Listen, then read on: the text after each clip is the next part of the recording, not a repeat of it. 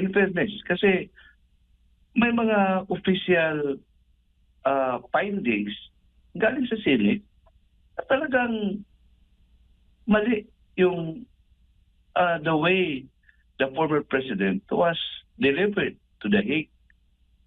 At least may mga official findings. Kaysa kung wala yung investigation na ito, parang debate lang, opinion ng isa. Ito, findings ito ng isang institusyon, mahalagang institusyon ang Senado. Dito basta-basta. So, nakita natin, walang malinaw na authority, wala palang arrest warrant ang nangyari noon. Parang diffusion notice lang. Diffusion notice ay hindi yan. Walang kwenta yan. Hindi. Kahit na nga rin notice alert, we are not obliged to follow it.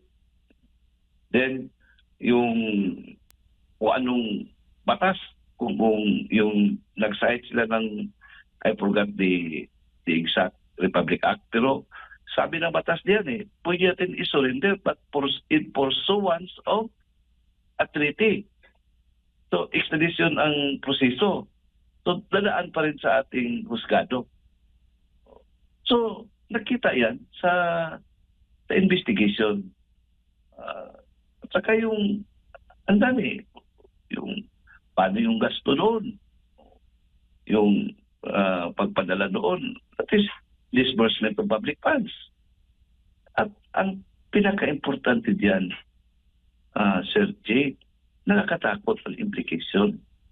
Kasi ahead of former president, yung war on drugs niya was a policy. Policy yun Ngayon, kung mangyari pala yan, merong legitimate military operations in the future, that is also a policy. Merong talagang threat against national security. Kira, for example, ang dami nating example dyan. So, may mga generals dyan involved. Ngayon, kung talagang may agrabyado dyan, mag-file ng kaso sa ICC kasi daming namamatay. Opo. So, we can use this as a precedent. As a basis na nangyari pala yan sa dati. Pwede pala naming damputin yan kasi nakita natin na parang political tool ang ICC. So, kaya nag-withdraw yung Hungary. So, daming dimensions ang nangyayari ngayon. Hindi lang sa domestic, kundi global world. Ang kumbaga, impact dito. Itong ICC. Kasi sa umpisa pala, dami ng debate diyan, yung issue on jurisdiction.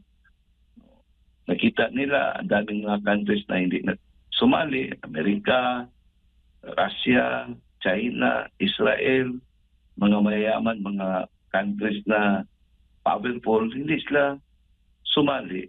Dahil na-anticipate nila yung implication na ito. Kasi alam mo, Amerika, madami silang gira. Yung nangyari sa Iraq, nangyari sa Afghanistan.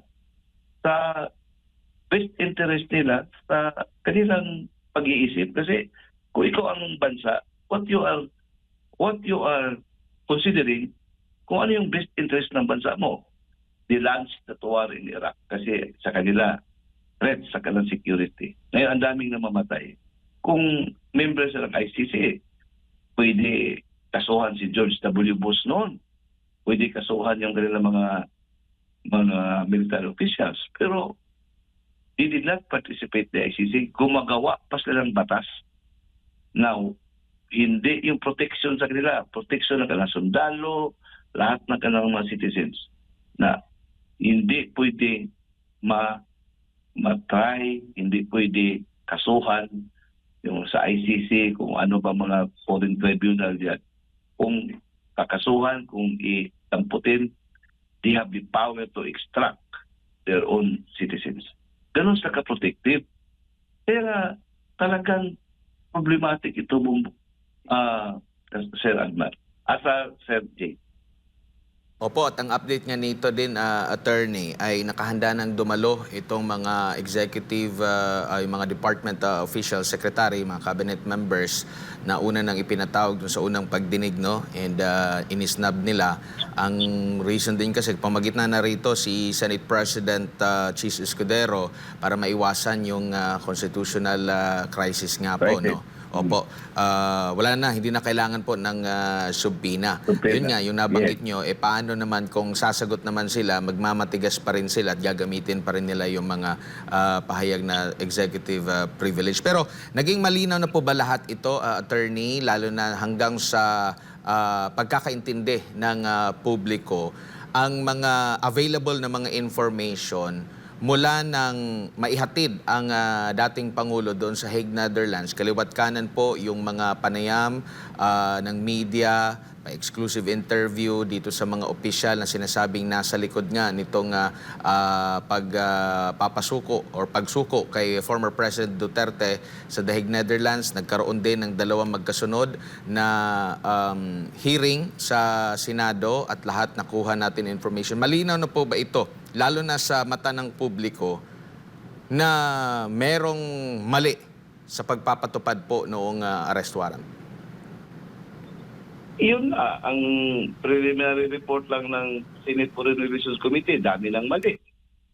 So, ngayon, kailangan pa ang further inquiry kasi alam mo kung wala yung dalawang inquiry, first, saka yung second, wala tayong nalalaman yung mga ibang mga details na lumalabas. For example, yung kapitan na nagmamaniho, yung pilot, o lumalabas yun eh.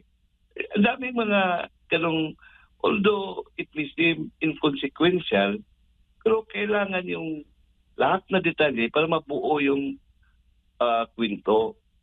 That's the essence of the right of the people to information on matters of public concern. Ito ang pinaka-fundamental na principle diyan sa hearing na ito, the right of the people on matters of public concern to know. Transparency. Ito ang talagang direction nito. Hindi din alam, baka may mga lalabas pa diyan na mga information na sa umpisa ay parang kuan lang, mga maritis-maritis lang. Baka lalabas pa, madaling mga lalabas pa ng mga detalye. Opo. And nakikita nyo rin po ba, kasi ang kaalyado ng Pilipinas or ng Amerika, ito nga pong Pilipinas. At sa pag-upo pa lang ng Trump administration po, ay meron na siyang pagpataw ng sanction dito nga po sa ICC, lalo na kung makikipag-ugnayan ang sino man, no, sa Amerika man or sa mga kalyadong bansa nito sa ICC. Nakikita niyo po ba, mainam po ba, kasi nabanggitin ito ni Senador Ronald Bato de la Rosa kung isusumbong sa Trump administration na may mga ganitong ginagawa ang kanyang kaalyado na nakikipag-ugnayan po sa ICC, kasi malinaw naman po kahit nasabihin po nila na sa Interpol lang sila nakikipag-ugnayan. Kasi may mga information din, nabulgar din. In fact, matagal na ito na nasasabi na merong mga ugnayan. Ang ICC, nandito na yung mga investigador ng ICC at nakikipag-ugnayan yung ilang sangay ng gobyerno. Nabanggit din ito muli ni Senadora Amy Marcos. Mainam po ba yun, attorney, sa nakikita niyo po? Yun nga, depende yan.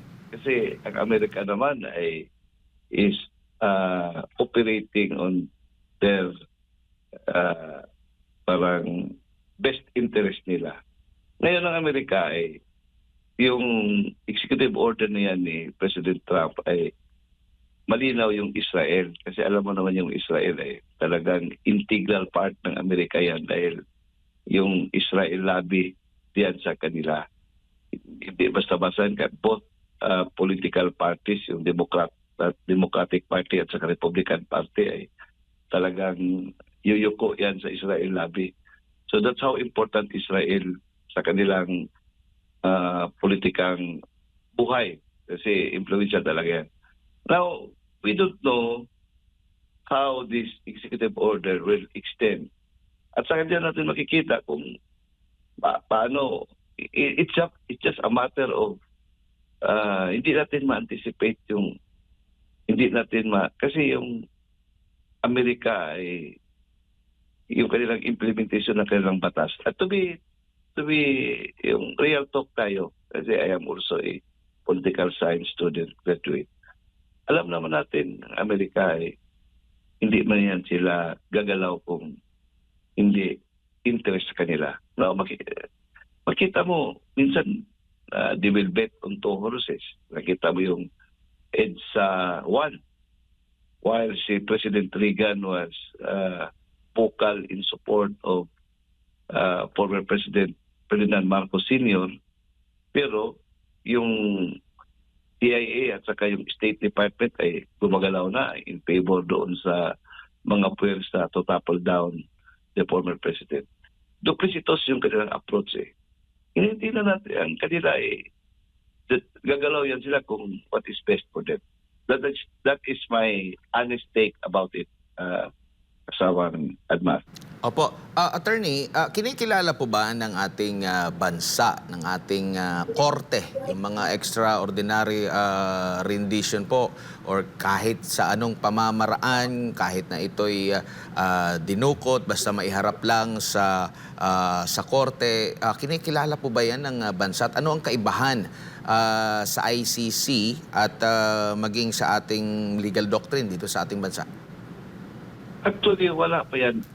Wala pang precedent.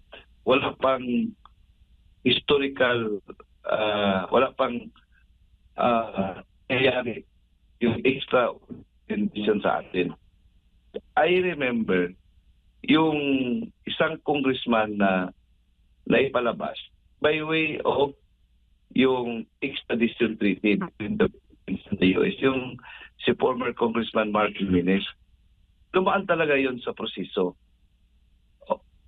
Mayroong extraordinarily rendered dito. Po hindi ko natin, hindi citizen yung dating isang malaking official ng French government na found to be hiding here in our country. He was extracted parang secretly para to face trial in France. Wala yun, parang tinago yun sa media. But yung Filipino citizen na extraordinarily rendered, first time pa yan nangyari kay former President Rodrigo Roa Duterte.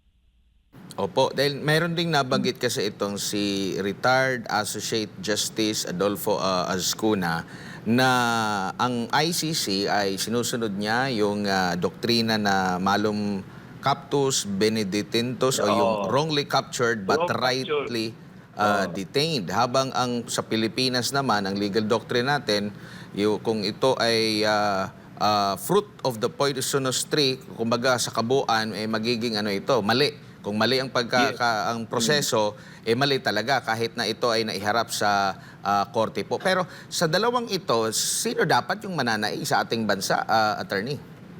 Normally talaga, under our study of constitutional law, in case there is a conflict between domestic law at saka international law, talagang first na approach ng court is to harmonize that conflict. But if that cannot be harmonized, in all cases, I can cite, hindi ko na lang isa-isa ito, but a plethora of cases na nanaig ang domestic law. Yan ang ina-upheld natin. Pero I don't know how, hindi ko talagang hindi na ma-qualified associate justice. Kasamang Admar, I'm just a student of law. Nag-o-observe din ako. I don't want to step into the shoes of these legal giants. I hope the Supreme Court will make a ruling out of this. Talagang mahirapan sila ngayon kasi tingnan mo,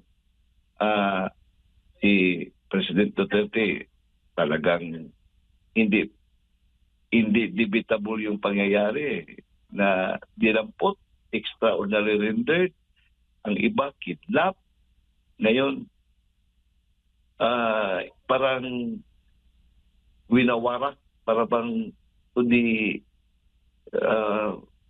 parang binawaliwala yung ating konstitusyon.